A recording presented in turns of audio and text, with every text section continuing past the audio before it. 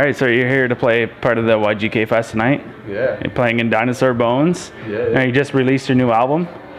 Yeah, it came out at the start of August, and it's been cool so far. We've been getting good reviews so far. The press has been kind to us, and yeah, it's been fun, man. Yeah. It's nice to have something new out. It's been about 2.5 years, almost 3 years since the last album, so it's nice to be able to stop having to answer like the questions of, is there a new album? Are you guys still a band kind of stuff? But yeah, it's good. It's nice to have something new out in the world. How did you come up with the title Shaky Dream?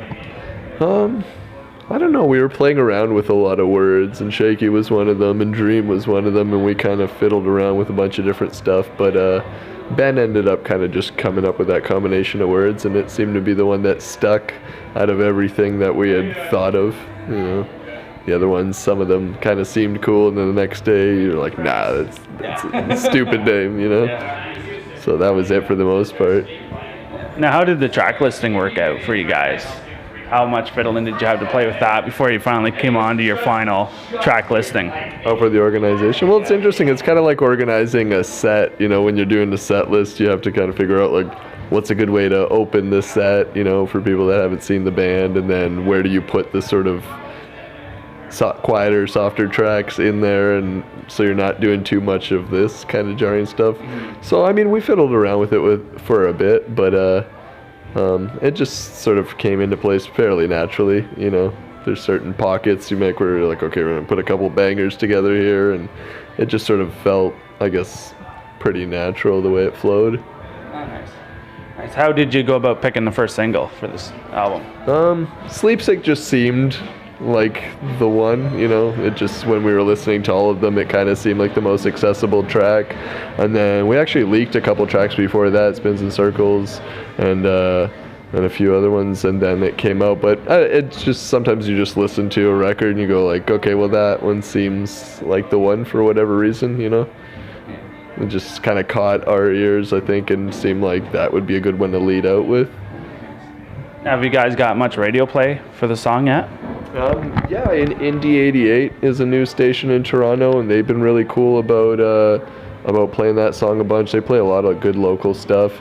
And then CBC's been really cool with it, and XM Radio, like Iceberg and The Verge, have always been like really supportive since the beginning. So yeah, all those stations have been really cool. And then I guess it's getting some college play as well. It seems to be on the charts for Earshot and all the college stations and stuff. So yeah, so far it seems to be going well on the airwaves, and it's nice for, you know, like our parents and that kind of stuff, for them to hear it on the radio.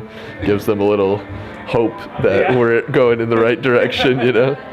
Going to be out of the basement in a little bit. Yeah. Or don't have to go back to it, I should say. Yeah, exactly.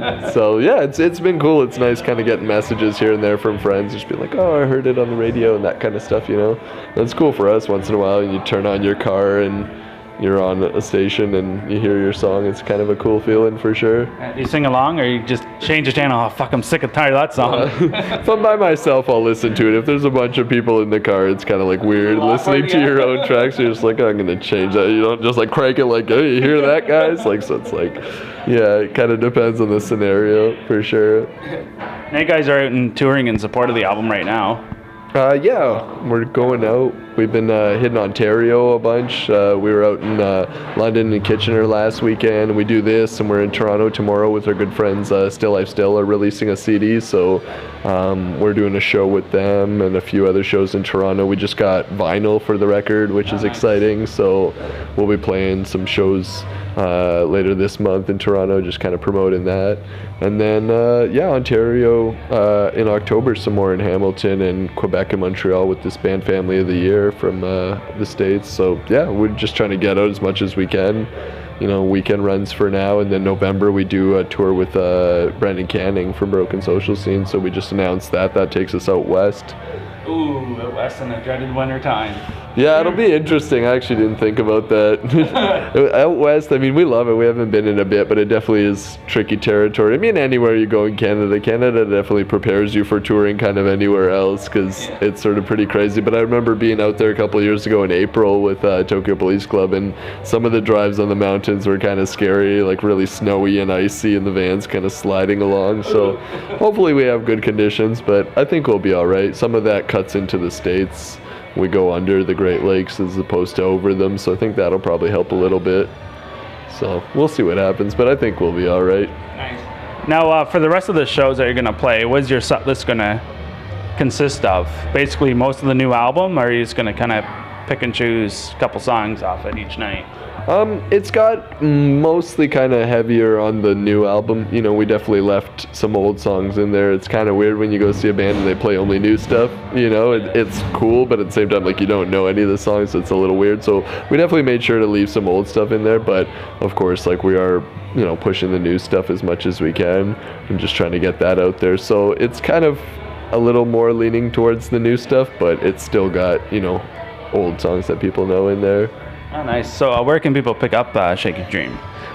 It's kind of all over. You can get it on iTunes if you're just trying to get it off the internet. Otherwise, if you're at shows, we're selling it. And in most towns, it should be in record stores and stuff.